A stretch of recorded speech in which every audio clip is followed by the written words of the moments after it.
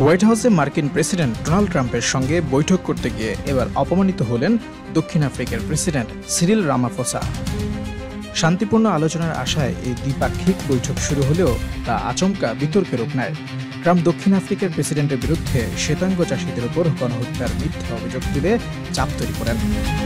বুধবার অনুষ্ঠিত বৈঠকে রামাফোসা মূলত যুক্তরাষ্ট্রের সঙ্গে বাণিজ্য সম্পর্ক মজবুত করতে চেয়েছিলেন, কিন্তু সেখানে ট্রাম্প এক ভিডিও উপস্থাপনার মাধ্যমে অভিযোগ তোলেন দক্ষিণ আফ্রিকার শ্বেতাঙ্গ কৃষকদের হত্যা করা হচ্ছে এবং সরকার কিছুই করছে না। ভিডিওতে শুট দ্য বয়ের গান বাজানো হয়, যার গায়ক সরকারের বিরোধী নেতা জুলিয়াস মালেমা। ভিডিওটি একটি পুরনো প্রতিবাদ কর্মসূচির অংশ হলেও ট্রাম্প তা একটি বাস্তব গণকবর হিসেবে উপস্থাপন করেন।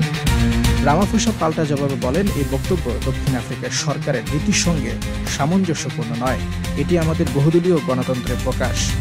মালেমার দল একটি ছোট বিরোধী দল এবং তাদের এমন বক্তব্য দক্ষিণ আফ্রিকার জনগণের পক্ষে নয়। ট্রাম্প অভিযোগ করেন, আপনারা কৃষকদের জমি নিয়ে নিচ্ছেন, তারপর তাদের হত্যা করছেন, আর কেউ কিছু করছে না। রামাফোসা এই অভিযোগ সরাসরি অস্বীকার করেন। তিনি বলেন, আমাদের দেশে অপরাধ নয়, কিন্তু নিহতদের মধ্যে বেশিরভাগই কৃষ্ণাঙ্গ, শ্বেতাঙ্গরাও এই দেশের নাগরিক।